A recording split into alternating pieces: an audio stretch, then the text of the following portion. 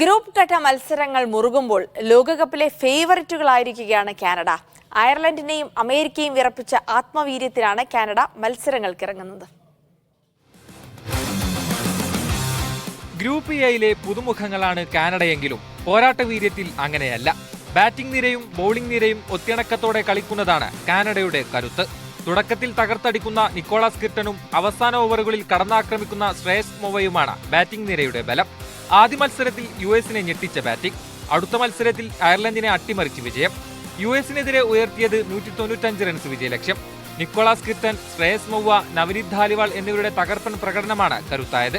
മറുപടി ബാറ്റിംഗിൽ കൃത്യതയോടെ പന്തെറിഞ്ഞ കനേഡിയൻ ബൌളർമാർ അമേരിക്കയെ പ്രതിസന്ധിയിലാക്കിയെങ്കിലും വിജയിക്കാൻ കഴിഞ്ഞില്ല. അയർലൻഡിനെതിരായ രണ്ടാം മത്സരത്തിൽ ബിഗ് ഹിറ്റർമാരുള്ള ഐറിഷ് പടയെ 12 റൺസിനാണ് തോൽപ്പിച്ചത്. ടോസ് നഷ്ടപ്പെട്ട് ബാറ്റിംഗിനിറങ്ങിയ കാനഡ നിശ്ചിത ഓവറിൽ 7 വിക്കറ്റ് നഷ്ടത്തിൽ 137 റൺസ് എടുത്തു. റൺമല ഉയരാത്ത നാസൌ കോണ്ടിൽ കനേഡിയൻ ബൌളർമാർ കണിശതയോടെ പന്തെറിഞ്ഞപ്പോൾ അയർലൻഡിന് 125 റൺസ് എടുക്കാനേ കഴിഞ്ഞുള്ളൂ. ജെറിമി ഗോർദാൻ, ഡില്ലോൺ ഹിലിഗർ എന്നിവരുടെ ബൌളിംഗ് കരുത്താണ് ഐറിഷ് പടയെ കുരുക്കിയത്.